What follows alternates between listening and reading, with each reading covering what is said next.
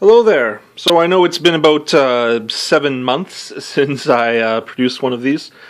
I haven't been completely idle in that time, as you can see. In fact, I actually produced a couple of videos, but I never got around to uploading them. So actually what I'm going to do now is I'm going to start cutting into those and go through them in order. There's a couple of like 2 or 3 3-minute videos, just giving you kind of a progress update, and then we'll come back and I'll show you what I'm currently working on.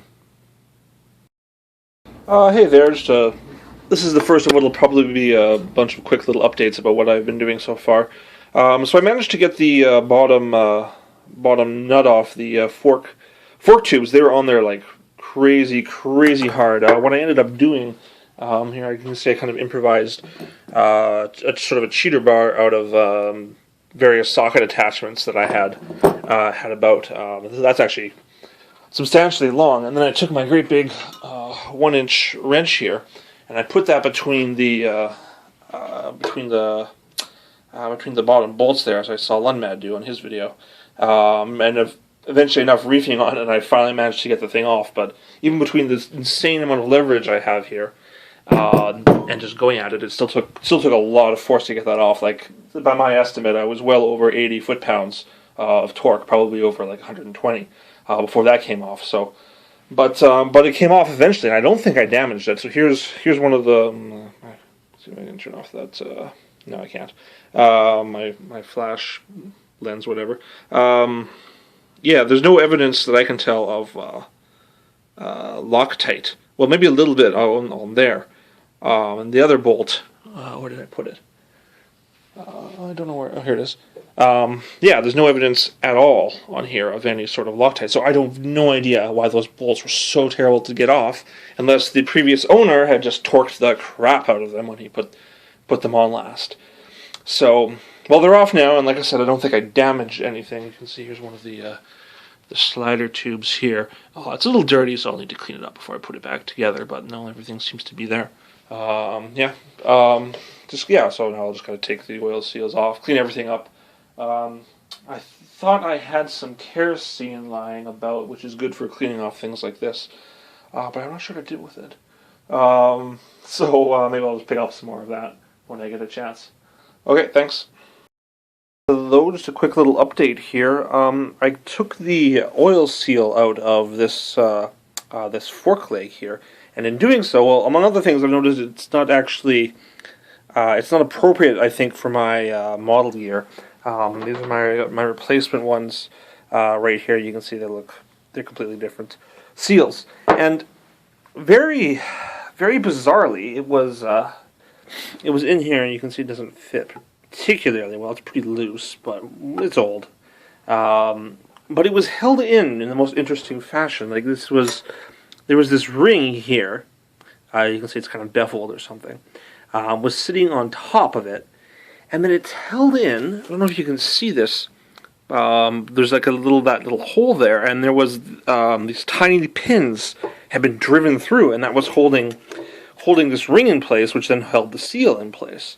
I looked around, and that doesn't seem to be typical for any model year of Triumph. So I don't know where this ring came from. I don't know what it was doing. I don't know who added it. You can see there's the holes drilled in there. So I'm thinking that a previous owner had gotten the wrong kind of seals, and in order to make them fit, he added that ring. And then in order to hold the ring on, he actually drilled holes through the aluminum leg. Anyway, the damage doesn't seem particularly severe. The holes kind of suck, but they won't be visible underneath the dust seals. So I don't think that's a major issue. I don't think it should leak any oil because of that. So, yeah, I got that one. Now, they're tricky to get out. You have to tap them with a hammer and a little, I don't know what you want to call it. The word is failing me, but a little extension for the hammer, basically. I haven't taken the other one out yet. I put the center stand on the bike, and of course I can't figure out how to get the freaking the spring to line up. I don't have the strength to just pull it straight. I need some sort of leverage, but there doesn't seem to be an easy way of doing that. So I got to think of something for that too. Okay, so just a quick little video here. I was having trouble getting my this is the spring for the center stand onto the bike. So I read about this trick on the internet where you take the spring and you jam it full of pennies here to elongate it. It's much easier to put on that way. And then once it's on, you can just kind of bend it a little bit, and the pennies, or there are a bunch of nickels and dimes in there too, will all come out, and it's on the bike. So I was home over over last weekend, and my father gave me a hand with this. We had a little bench vise, stuck it in there, and used a large hammer to bend it back, and then just stuck the pennies in until I got to this point here. So I'm gonna try putting it on the bike now. So let's see if we can make this happen. It's actually still, if I go this here, still I think just a touch short. So this could be interesting. Okay, let's see if I can get that on there.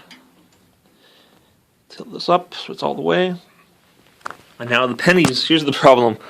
The coins, the way the angle of the spring is, the coins and washers and things like that, they're right up against the side of the kickstand, so I can't quite get over the lip. Maybe I can jam those in a little bit further. Just kind of stick it on there. Okay, it's sort of on. Let's try this. I'm going to have to put the phone down, unfortunately. Maybe I can... I'm probably going to lose an eye here. There goes one. Just a few more. Looking good. Looking good. Kind of gradually popping out here. I don't think... Oh, maybe it's good.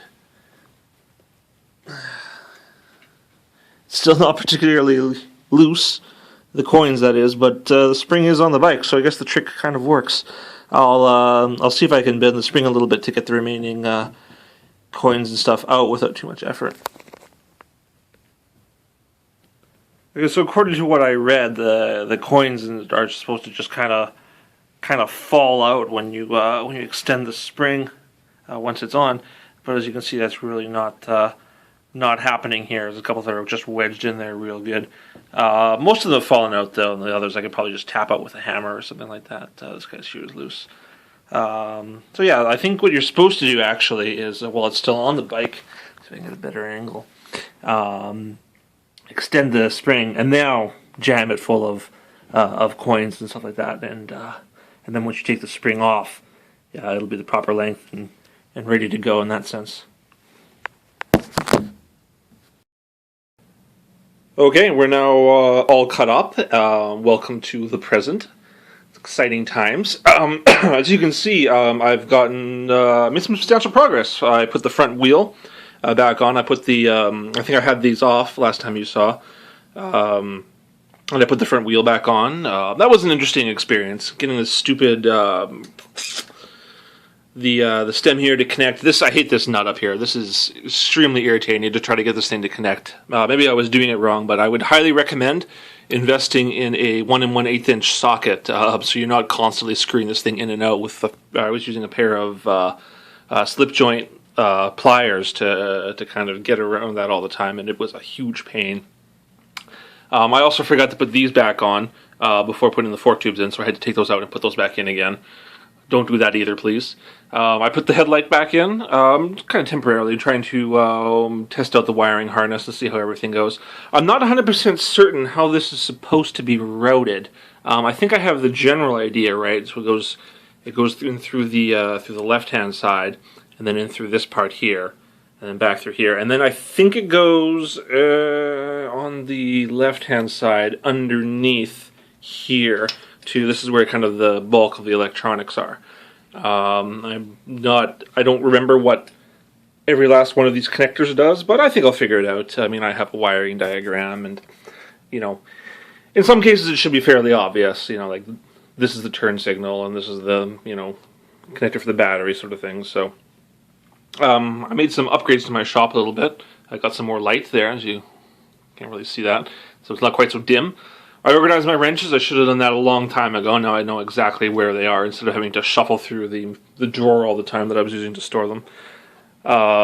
Various other things, tools on the walls, that sort of thing. Much nicer that it's now more organized.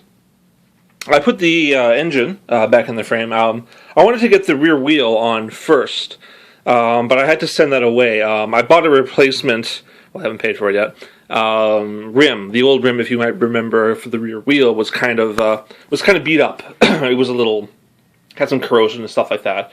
I still have that, but the guy quoted me, $200 or $300 to get that re-chromed, versus getting a new wheel was about $120. Although that'll be stainless steel instead of chrome.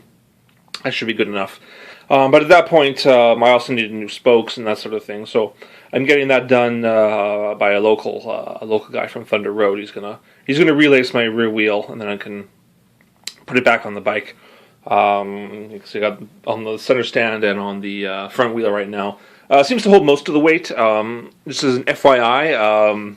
If I didn't have the front wheel on, even so, the center of gravity is actually to the rear. So the front wheel is actually pulling it down rather than supporting it up right now. I learned that the hard way when I disconnected the Triple T briefly, and the bike went backwards on me. Anyway, engine is in. These things, I haven't tightened up all of my connectors yet, but a lot of them have. I've done these ones here, just because that if I make any more progress, putting the rear wheel in, these bolts start to get hard to get to. So as a heads up there, tighten those up early, I guess. I have the rear brake here. This is, I wanted to do this before I did the engine, but then the rear wheel ended up taking a bit longer than I expected.